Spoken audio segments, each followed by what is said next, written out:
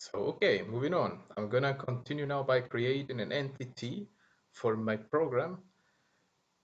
But in order to do that, I'm gonna create a new package here that is gonna expand the gym planner to a domain.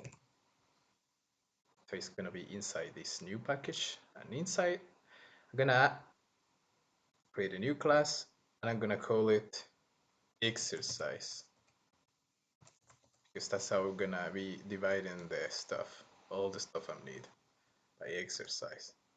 Now, to make sure that this is an entity and that's what is going to be considered by Spring, I'm going to type an entity here, and then I'm going to apply the private long ID to make it unique.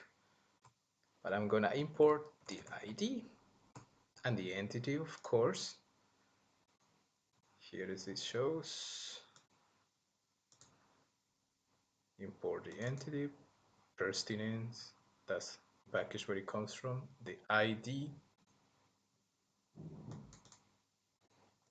and the generated value. The generated value is going to be the value that every time I create a new one is going to generate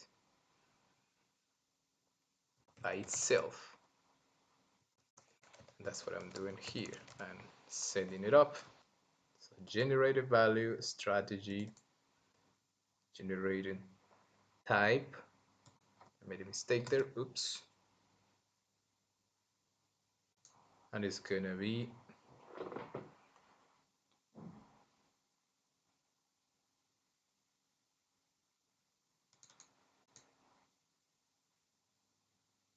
imported as well. So now there we have generated value strategy equals generated type dot auto, and that's gonna make a unique value for each row that we're gonna have. So what kind of rows are we having here? I'm already having my planner, so I'm gonna have an int value that's gonna be called day. Day 1, day 2 is not gonna be unique, of course. I'm gonna have also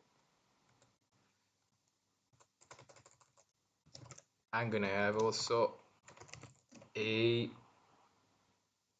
exercise type, and in this case I'm just gonna call it exercise.